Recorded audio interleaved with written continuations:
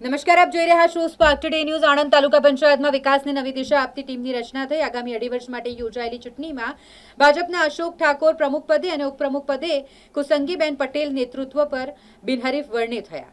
કાર્યકરોમાં આનંદની લાગણી જોવા મળી રહી છે। કારોબારી સમિતિના ચેરમેન તરીકે ભરત ડાભી, શાસક પક્ષના નેતા તરીકે હેતલ રાવલજી અને દંડક પદે પિનલ ચૌહાણની વરણી કરવામાં આવી છે। તમામ ઉમેદવારો બિનહરીફ ચૂંટાતા તાલુકા પંચાયતમાં સર્વસંમતિ અને સંગઠનની એકતા પણ સ્પષ્ટ જોવા મળી। નવનિયુક્ત ટીમે તાલુકાના ગામડાઓમાં રોડ, પાણી, સ્વચ્છતા, આરોગ્ય અને શિક્ષણ જેવી જનહિતની કામગીરીને વધુ ગતિ આપવાનો સંકલ્પ કર્યો। આજે તાલુકા પંચાયત પ્રમુખ ઉપપ્રમુખની ચૂંટણી શું છે? આજરોજ આણંદ તાલુકા પંચાયતમાંના પ્રમુખ તથા ઉપપ્રમુખની ચૂંટણી આયોજિત થયેલ હતી। પ્રમુખ તથા ઉપપ્રમુખ માટે બંને પદ માટે એક જ ઉમેદવારી ફોર્મ પ્રાપ્ત થયેલ હતા તથા તે ફોર્મ ચકાસણી દરમિયાન માન્ય ઠરેથી આજે પ્રમુખ તથા ઉપપ્રમુખની ચૂંટણી બિનહરીફ રીતે વિજેતા જાહેર કરવામાં આવેલ છે।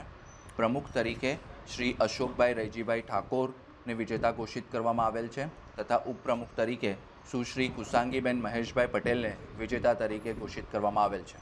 કેટલા સભ્યો હાજર હતા અને કેટલા ગેરહાજર? કુલ 30 સભ્યોમાંથી 24 સભ્યો હાજર હતા।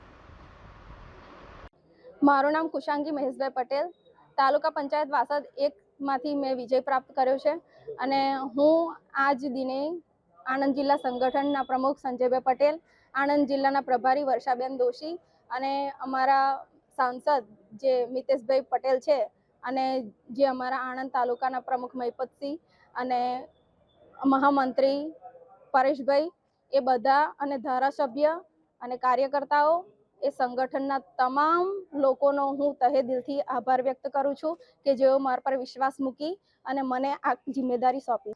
મારું નામ અશોકભાઈ રૈજીભાઈ ઠાકોર, હું કુંજરાવ તાલુકા પંચાયત સીટ ઉપરથી આ બીજી વખત જીત્યો। પહેલાં તો ભારતીય જનતા પાર્ટી આણંદ જિલ્લા સંગઠનની અંદર અમારા અધ્યક્ષ સંજયભાઈ પટેલ તેમજ મહામંત્રી તેમજ તાલુકાના પ્રમુખ શ્રી મહિપતસિંહ, મહામંત્રી શ્રી પરેશભાઈ તેમજ સમગ્ર સંગઠન હું આજે ખરા દિલથી નતમસ્તક એમનો વંદન અને અભિનંદન આપું છું કે વર્ષો સુધી અમારા સમાજ જે રાહ જોઈ રહ્યો હતો કે અમારો કોઈ સમાજનો વ્યક્તિ ઠાકોર ભારતીય જનતા પાર્ટીની અંદર વર્ષોથી મહેનત કરે અને આજે ખરેખર પદ આપી અને એમનું ઋણ ચૂકાવ્યું છે।